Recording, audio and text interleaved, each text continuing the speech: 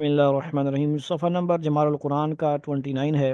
10واں لمعہ سبق ہے نون ساکن اور مشدد کے قاعدوں میں۔ پہلے جو ہے لمعہ میں ہم نے میم مشدد کا پڑھا، اخوا وغیرہ کا۔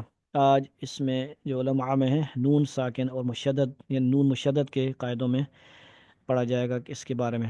چھٹے لمعہ کے شروع میں لکھ چکا ہوں کہ تنوین بھی نون ساکن میں داخل ہے، اور وہاں پھر دیکھ لو، مگر ان قاعدوں میں نون ساکن کے ساتھ تنوین کا نام بھی آسانی کے لیے دیا جائے گا۔ قاعدہ نمبر 1، نون اگر مشدد ہو تو اس میں غنہ ضروری ہے، اور مثل میم مشدد کے اس کو بھی اس حالت میں حرف غنہ کہیں گے۔ نویں لمحہ کے پہلا قاعدہ پھر دیکھ لو۔ قاعدہ نمبر 2 میں کیا کہتے ہیں، نون ساکن اور تنوین کے بعد اگر حروف حلقی میں سے کوئی حرف آئے تو وہاں نون کا اظہار کریں گے، یعنی ناک میں آواز نہ لے جائیں گے اور غنہ بھی نہ کریں گے، جیسے انعمتا، سواء علیہم، یعنی اخفاء غنہ نہیں ہوگا وغیرہ۔ اس اظہار کو اظہار حلقی کہتے ہیں۔ حروف حلقیہ 6 ہیں جو اس شعر میں جمع ہیں۔ حرف حلقی 6 سمجھ اے نور عین، حمزہ باؤ ہاؤ خاؤ عین و غین۔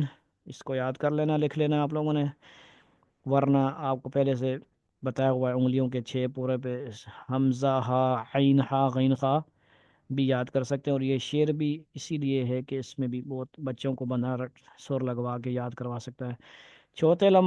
چوتھے لمحہ میں مخرج 1 2 3 اور 4 کو پھر دیکھ لو، اور اظہار کا مطلب نویں لمحہ کے دوسرے قاعدہ میں پھر دیکھ لو۔ قاعدہ نمبر 3، نون ساکن اور تنوین کے بعد اگر ان 6 حرفوں میں سے کوئی حرف آئے جس کا مجموعہ یرملون ہے، یہ حروف یرملون والی بات آ گئی، تو وہاں ادغام ہوگا، یعنی نون اس کے بعد والے حرف سے بدل کر دونوں ایک ہو جائیں گے۔ ٹھیک ہے جی، ادغام کا مطلب مدغم ہونا، شامل ہو جانا ہے۔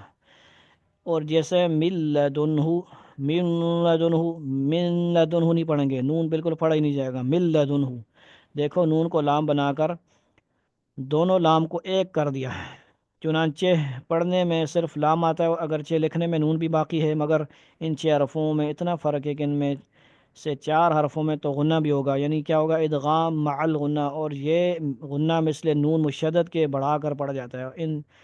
ان چاروں حرفوں کا مجموعہ ینمو ہے، یا نون میم واو، یعنی ان کے کیا ہوگا، غنہ ہوگا، ادغام مع الغنہ، یعنی جیسے من یؤمن برق یجعلون وغیرہ ذالک، اور اس کو ادغام مع الغنہ کہتے ہیں۔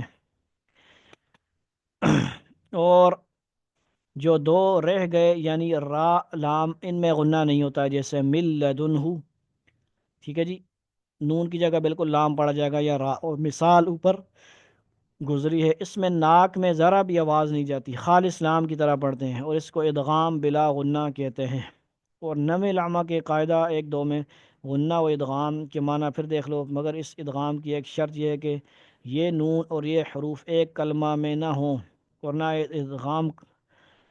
ادغام نہ کریں گے، ایک کلمہ میں نہ ہوں، یہ والی بات بڑی کام کی ہے جی، بلکہ اظہار کریں گے، جیسے دنیا، قنوان، سنوان۔ اب دیکھیں یہاں پہ ہم دیکھتے ہیں کہ غنہ اخفا نہیں ہوتا، بنیان، ٹھیک ہے جی، یہ بڑی کام کی بات ہے، ادغام بلا غنہ کے نویں لمحہ کے قاعدے میں ادغام کے پھر معنی پھر دیکھ لو، مگر اس ادغام کی ایک شرط یہ ہے کہ یہ نون اور یہ حروف ایک کلمہ میں نہ ہوں، ورنہ ادغام نہ کریں گے بلکہ اظہار کریں گے۔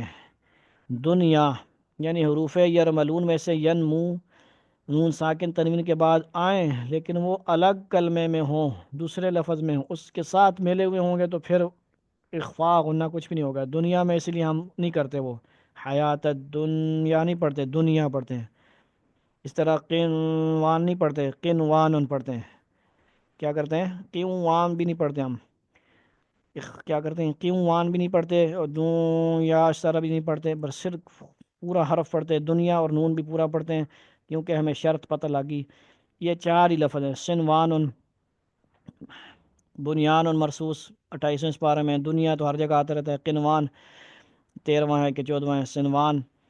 اور تمام قرآن میں اس قاعدہ کے یہی 4 لفظ پائے گئے ہیں، اور ان میں جو اظہار ہوتا ہے اس کو اظہار مطلق کہتے ہیں، اظہار مطلق کہتے ہیں۔ یہ ہوگی بات۔ قاعدہ نمبر 4 نون ساکن اور تنوین کے بغیر حرف با آئے تو اس نون ساکن اور تنوین کو میم سے بدل کر غنہ اور اخفاء کے ساتھ پڑھیں گے، جیسے من بعدی سمیع بصیر۔ اور بعض قرآنوں میں آسانی کے لیے اسے نون اور تنوین کے بعد ننھی سی میم بھی لکھ دیتے ہیں، اس طرح من بعد۔ اور اس بدلنے کو اقلاب اور قلب کہتے ہیں، قلب۔ اور اس میم کے اخفاء کا مطلب اور ادا کرنے کا طریقہ بھی وہی ہے جو کہ اخفاء شفوی کا تھا۔ 9 لمحہ کا دوسرا قاعدہ پھر دیکھ لو۔